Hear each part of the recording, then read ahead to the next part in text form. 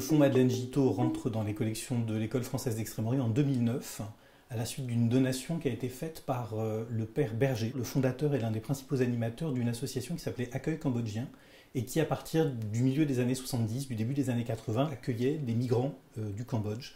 Au décès de Madeleine Giteau, le père Berger a récupéré les papiers de Madeleine Giteau, qui était membre de l'EFEO, et en 2009, au titre d'une convention, nous a donné ce fonds qui était constitué de 12 cartons d'archives, d'une part, et d'autre part, d'un important fonds photographique.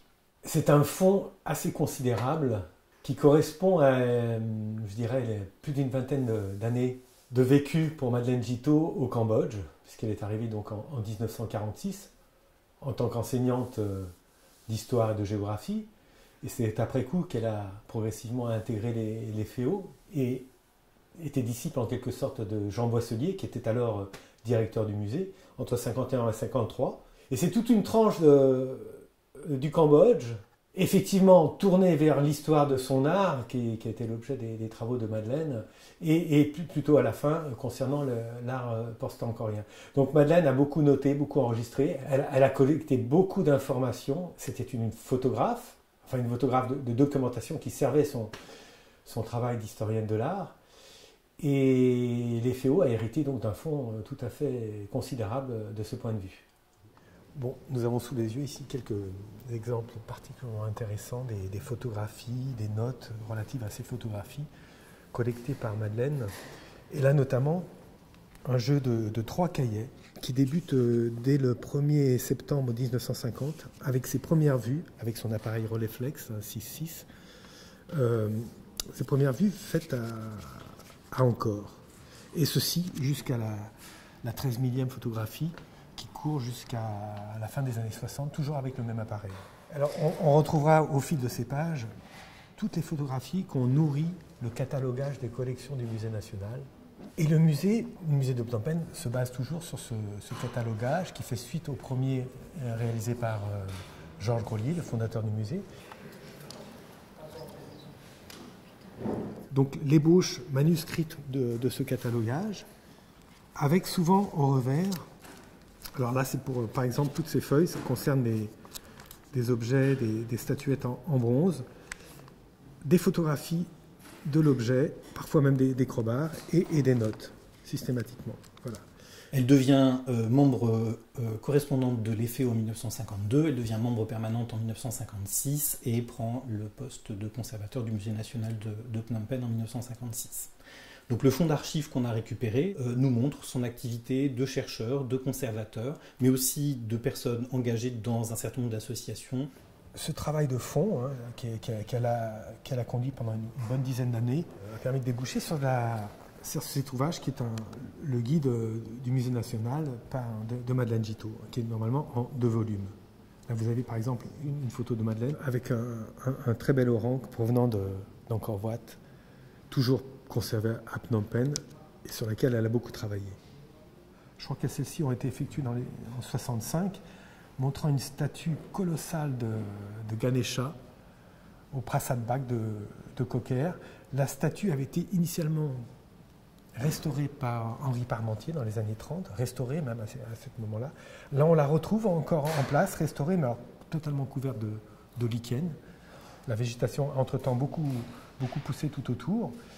Et c'est l'une des dernières photographies connues de cette statue qui, à l'orée du régime Khmer Rouge, a été emportée, pillée, concassée. Nous n'avons aujourd'hui retrouvé que les fragments de la base complètement morcelée, conservés maintenant dans les locaux de l'autorité Apsara à Siem Reap. C'est un peu une énigme. Hein. Maintenant, elle a été restaurée plus ou moins aux États-Unis, peut-être à New York. Et cette image assez exceptionnelle et unique, parce que seule Madeleine a pu capturer des images de cette tête de Vishnu pré-angkorien en argent, et en argent, c'est une fonte d'argent pleine. Hein.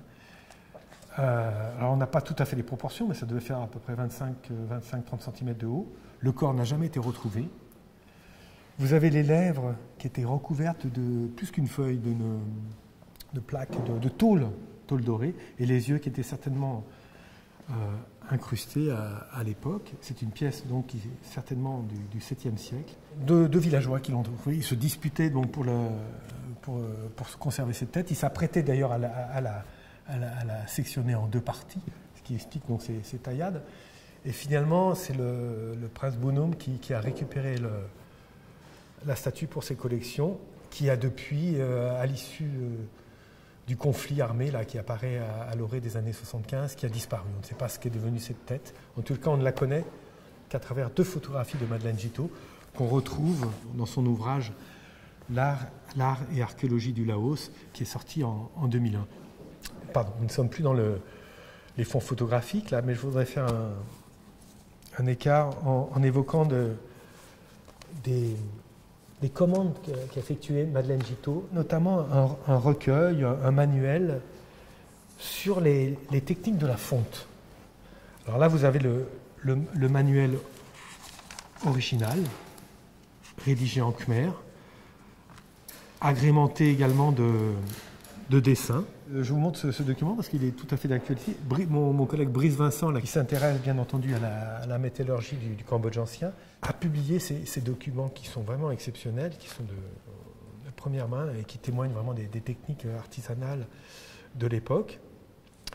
S'apprête à le publier en khmer, en français et en anglais. Donc c'est un travail en cours. Vous voyez, ces archives commencent à nourrir des recherches, des publications actuellement. Donc ce fonds est constitué en gros de 3 ensembles. Un ensemble consacré à la vie personnelle et aux engagements associatifs de Madeleine Gittot.